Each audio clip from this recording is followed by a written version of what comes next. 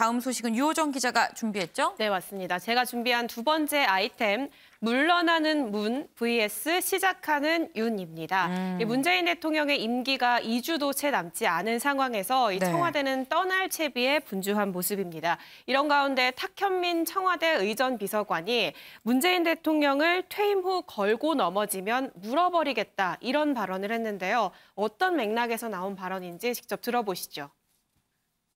잊혀지시려고 엄청나게 노력하실 거라고 생각합니다. 예. 제발 대통령께서 퇴임하신 후에는 정말 행복하게 남은 삶을 사셨으면 좋겠어요. 이 퇴임 후에 대통령을 걸고 넘어지지 않았으면 좋겠고 걸고 넘어지면 물어버릴 겁니다. 지금 말씀하신 네, 사실 뭐 우리나라의 역대 대통령들 퇴임 이후의 삶을 보면 참 다사다난합니다. 그런데 문재인 대통령이 잊혀진 삶을 살고 싶다라는 이런 인터뷰를 하면서 그 맥락에서 그런 삶을 살길 원한다라는 그런 취지의 발언을 이어간 것으로 보이고요. 그런데다가 또 최근에 새 정부와의 좀 미묘한 신경전 속에 야권의 좀 지나친 공세를 겨냥한 듯한, 견제하는 듯한 발언으로 보이지만 결국에 이 발언이 되레 공격 빌미를 제공한 거 아니냐라는 지적도 나오고 있습니다. 실제로 이 발언을 겨냥한 이 반응들이 이후에 쏟아졌는데요. 진중권 전 교수는 탁 비서관을 겨냥해서 입마개 안 하고 데리고 다니면 문재인 대통령이 벌금을 물어야 한다, 이런 얘기를 했고요. 김근식 경남대 교수는 사냥개라도 자처하는 거냐라면서 문 대통령이 아니라 탁 비서관이 잊혀져야 한다라는 얘기를 하기도 했습니다. 네, 사실 통상 대통령 퇴임 때까지 곁을 지킨 어떤 참모진을 두고 보통 순장조라고 얘기를 하죠. 이 지금 탁현민 비서관도 이 순장조라고 이 표현을 할 수 있을 만큼 뭐 로열티가 있는 그런 참모진이라고 볼 수 있는데, 은영미 위원님, 지금 이런 발언이 뭐 자꾸 건들면 물어버리겠다 이렇게 얘기를 했어요. 근데 이게 주변에서 물기 너무 좋은 발언이기도 하거든요. 어떻게 보세요? 청와대 참모인데 좀 말을 너무 쉽게 너무 농담조로 막 던진다, 이런 생각은 드는데, 본인도 뭐 농담 반 농담조로 얘기는 했겠습니다만 거기에 또 진담이 있고 뼈가 있는 거잖아요. 근데 어쨌거나 제가 이번 주 초에 문 대통령하고 JTBC의 그 손석희 전 사장하고 대담에서도 그러는데, 굉장히 이제 마지막 정부가 이제 임기 마지막이면 좀 더 여유 있어질 줄 알았는데 상당히 마지막까지 이 정부의 평가를 좋게 하려고 되게 챙긴다, 이런 느낌을 많이 받았어요. 그래서 문 대통령이 이번에 그 손석희 전 사장하고 인터뷰할 때도 상당히 약간 뭐 격정적인 부분도 있었고 강도 높게 비판을 하기도 했었잖아요, 연당선인에 대해서. 그런 걸 보면서 약간 좀 본인이 생각하기에는 문재인 정부에 대한 평가가 좀 박한 게 굉장히 억울해하는 것 같다. 약간 이제 피해의식이 약간 있는 것 같다, 이런 생각이 들었는데, 그와 이제 좀 같은 맥락인 것 같아요. 지금 보면은 지금 그 참모 중에 의전비서관 탁현민 전 비서관 같은 경우 오랫동안 문 대통령을 곁에서 모셨잖아요. 또 한때는 이제 쇼통, 보여주기식 소통을 행사를 주관한다 해서 쇼통이란 비판도 이뤘던 장본인이기도 한데, 최근에 유독 탁현민 비서관이 SNS에 글을 많이 올리면서 문재인 대통령 지킴이 역할을 좀 하고 있어요. 얼마 전에도 그 대통령실 이전 문제와 관련해서요. 그때도 뭐라고 했나요? 그 윤당선인이 안 쓰려면 우리가 그냥 쓸게요, 이렇게 했다가 그때 항상 이제 갈등, 신구 권력 갈등 문제가 불거지니까 대통령이 입을 다물으라고 공개 경고까지 했었잖아요. 또 김정숙 여사 그 옷값 논란이 일었을 때도 탁현민 비서관이 적극 방어를 했어요. 그 표범 비슷한 그 브로치 2억 얘기 나온 그것이 인도를 배려한 거다, 이렇게 얘기를 했는가 하면 또 뭐라고 했냐면은 사비로 한 옷값도 해명해야 되냐, 이런 식으로 적극 방어를 했거든요. 그러니까 지금 보면 청와대, 즉 문 대통령과 그 가족을 방어하는 역할을 지금 탁현민 비서관, 의전비서관이 적극적으로 하고 있다, 이런 생각을 들게 하는데, 다 좋습니다. 뭐 잘못된 막 비판하려고 하는 글이라든가 잘못된 얘기에는 당연히 비판을 해야죠. 근데 그렇더라도 조목조목 그렇게 들어가지고 사례를 들어서 반박하든가 이렇게 해야지, 이렇게 장난식으로 또는 이렇게 약간 피해의식이 있듯이 이렇게 농담조로 던지는 것은 무조건 감싸기로 비춰져서 별로 좋게 보이지 않아요. 그러니까 그 말이 맞더라도 이런 식으로 만약에 대응을 한다면 좋게 생각하려다가도 좀 약간 반감이 생기게 되거든요. 그래서 마지막까지 물론 문재인 정부 그리고 문재인 대통령을 지키려는 거 이해하고 반박을 하는 것도 좋습니다만, 좀 격식을 갖춰서 하는 게 좋지 않겠느냐, 저는 이런 생각이 듭니다. 네, 좀 격식을 갖춰서 비판을 하는 태도가 필요하다 하셨는데, 김성환 의원님. 전 저 발언 보고 진짜 물까 봐 걱정됐는데요. 왜냐하면 문화기획자잖아요. 좀 네. 자유로운 사고를 갖고 있는 사람이에요. 근데 저게 이제 반농담 삼아서 얘기한 건데 우리가 이렇게 심각하게 얘기를 해야 되는가 이런 생각이 들고요. 예를 들어서 의전비서관이 아니고요. 민정비서관이 저렇게 했다 그러면 굉장히 심각하게 봤을 거예요. 나중에 이걸 가지고 우리도 복수할 거야. 뭐 이런 마음가짐을 갖고 얘기했을 거라고 생각하겠지만 네. 의전비서관이 어떻게 물 수가 있어요. 근데 자기가. 사실 이 일반 국민들이 생각할 때는 실세가 누구인 것인가를 더 볼 거거든요. 민정비서관보다 의전비서관이 더 탁비서관이 더 실세 아니야 생각을 할 수도 있어요. 공연 기획 잘하면 실세가 될 수도 있어요. 네. 근데 법률적인 대응을 한다거나 뭐 수사라든가 뭔가 개입한다고 하면 의전비서관이 어떻게 거기 개입하겠어요. 그럴 만한 힘도 없고요. 제가 볼 때는.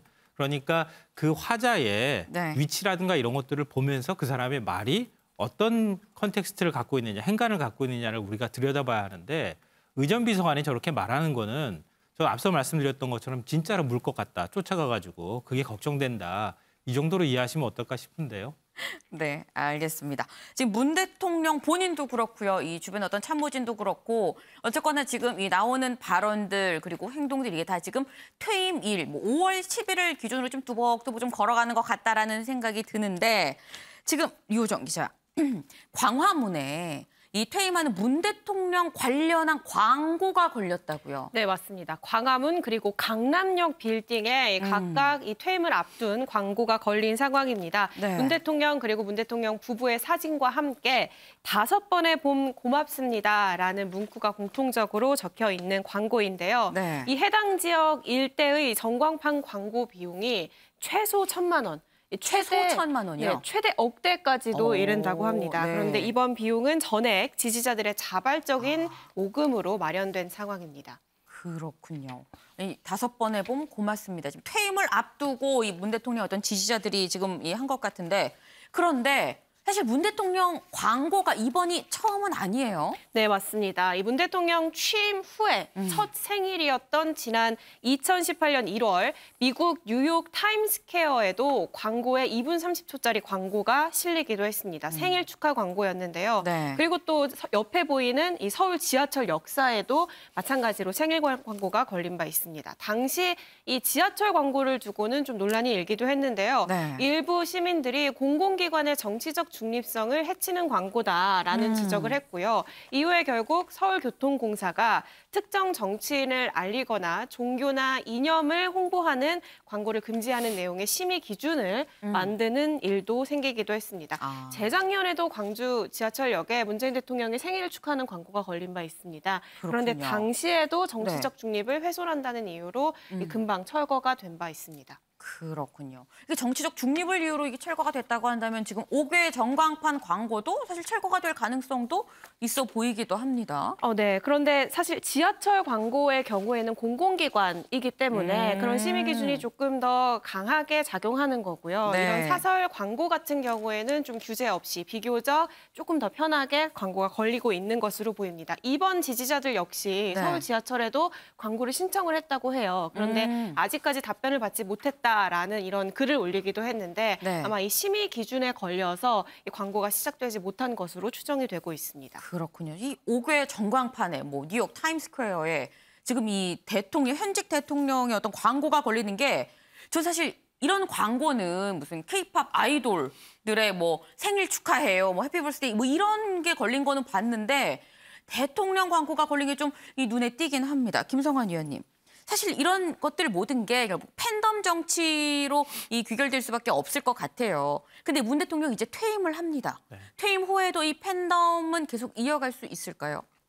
그렇지는 않을 거예요. 제가 볼 때는 뭐 당분간은 이어질 가능성이 있다고 보이는데요. 네. 박근혜 전 대통령이 팬덤 갖고 있다고 또 우리가 볼 수 있잖아요. 근데 그 팬덤하고는 조금 달라요. 문재인 대통령의 팬덤은. 어떻게 다를까요? 박 전 대통령은 아버지 박정희라고 하는 인물에서부터 시작되는 팬덤이거든요. 거기서 기반하는 그것에 네. 대한 신뢰가 이어지는 팬덤이었기 때문에 네. 성격이 좀 다르고요. 문 대통령은 노무현 전 대통령에서 이어지는 팬덤은 아닐까요? 그것도 뭐 영향을 미쳤을 수는 있는데요. 네. 이건 문재인 대통령에 대한 사람의 좀 성격에 관한 것하고 조금 더 가까운 팬덤의 성격을 갖고 있다고 보는데 네. 저는 굉장히 문 대통령이 행복할 수도 있겠지만 또 다른 한편으로는 불안하기도 해요. 왜냐하면 네. 팬덤 정치의 뒤끝이 그렇게 좋았던 적이 별로 없었거든요. 그러니까 그런 면에선 좀 아직 앞으로 미래가 어떨지 모르지만 좀 불안불안한 마음도 든다 이런 생각은 들고요. 네. 다만 이제 일종의 이제 임기 말의 대통령 모습하고는 좀 달라서 그런 면에서는 앞으로도 이런 대통령 좀 많이 나왔으면 좋겠다는 생각도 한편으로는 바람을 갖습니다. 왜냐하면 대통령 임기 말이 되면 지지율이 폭락하고 국민들이 등 돌리고 지지자들은 다 떠나버리는 굉장히 네. 쓸쓸한 대통령이 돼버리는 모습들이 많았는데 문 대통령은 일단은 지금까지 나온 모습으로 봐서는 측근이나 본인 스스로도 마찬가지지만 부정부패나 이런 것들은 상대적으로 없었던 대통령으로 기록되고 있거든요. 그리고 뭐 나중에 또 얘기할 기회가 있겠지만 촛불이나 뭐 이런 것들이 있기는 했지만 문 대통령이 그것에 대해서 직접적인 책임을 갖고 있다고 보기도 좀 쉽지 않아요. 제가 볼 때는. 그러니까 여러 가지 정치적 우여곡절이 있기는 했지만 그래도 임기 말에 이 정도 지지율을 유지할 수 있다는 것만으로도 네. 그래도 임기 말은 그나마 다른 대통령보다는 좀 아름답게 마무리할 수 있지 않을까 하는 기대를 또 해봅니다. 하여튼 네. 여러 가지 감정이 좀 교차하는 장면인 것 같아요. 네, 실제로 말씀하시는 걸 들어봐도 여러 가지 이 마음이 좀 교차하시는 것 같은 생각을 저희도 좀 봤는데 지금 이 문재인 대통령의 퇴임이 5월 10일이죠. 그런데 이 퇴임을 이틀 앞두고 5월 8일 이 석가탄신일에 유호정 기자. 이 석가탄신일에 문 대통령이 사면권을 행사할 수도 있다라는 얘기가 계속 나오고 있어요. 네, 맞습니다. 그리고 그 사면 대상으로는 뭐 이명박 전 대통령, 그리고 김경수 전 지사, 네. 또 이재용 삼성전자 부회장, 여기에 조국 전 장관 부인 정경심 씨까지 거론이 되고 있습니다. 네. 얼마 전 문재인 대통령이 퇴임 전 마지막 기자간담회를 했거든요. 여기서 마지막 사면할 생각이냐라는 질문이 나왔는데요. 네. 문재인 대통령이 어떤 답변했는지 직접 듣고 오시죠. 다음 달 석가탄신일을 앞두고 지금 다시 사면론이 제기되고 있는데 대통령님이 임기 중에 마지막 사면을 할 생각이 있으신지. 뭐 사면은 그 대통령의 고유 권한이라고들 합니다. 그러나 대통령이 마음대로 할 수 있는 권한이라고 생각하지 않습니다. 결코 뭐 대통령의 특권일 수는 없습니다. 이 사법 정의를 보완할 수 있을지 그분들에 대한 사면이 또는 사법 정의에 부딪힐지라는 것에 대한 판단은 전적으로 국민들의 몫이라고 생각합니다.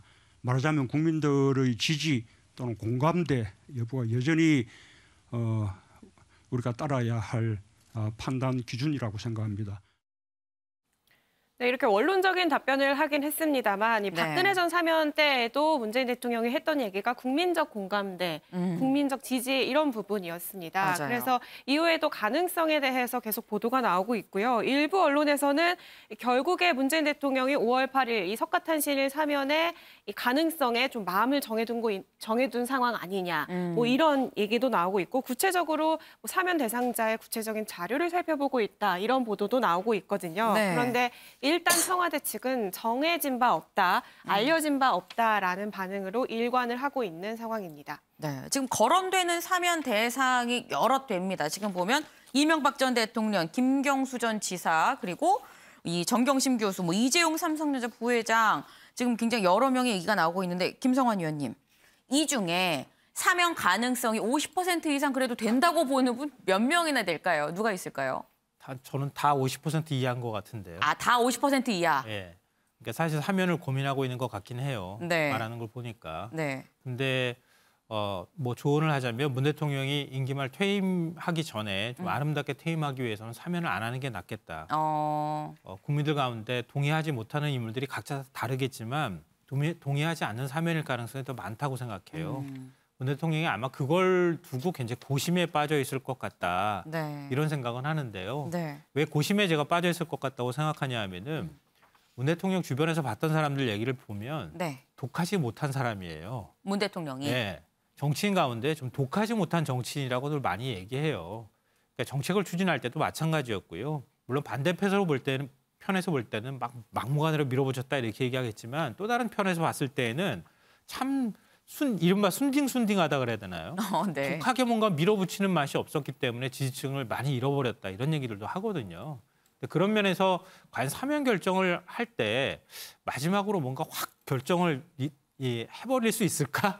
그런 생각을 하게 돼요. 네. 그래서 하여튼 여러 가지 면에서 독하지 않으니까 사면할 수도 있을 것 같고 또 독하지 않으니까 사면을 할 것 같기도 하고 하여튼 좀 그렇긴 한데요. 국민 여론으로만 본다면 네. 사면을 안 하는 게 맞다. 아. 저는 개인적으로 그렇게 생각합니다. 네, 개인적으로 국민 여론을 봤을 때 지금 거론된 사람 중에 어느 누구도 사면할 사람은 없어 보인다라는 말씀이셨습니다.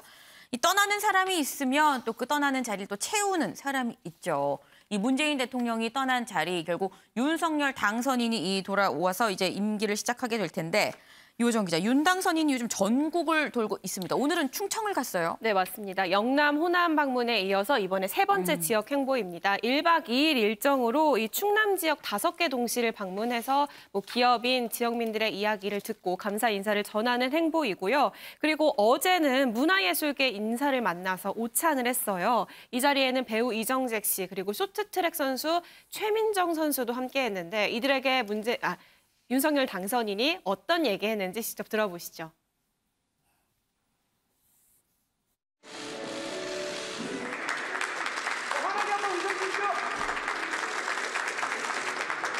제가 여러분들께 좀 많은 거를 좀 듣고 배워야 될 것 같습니다. 네.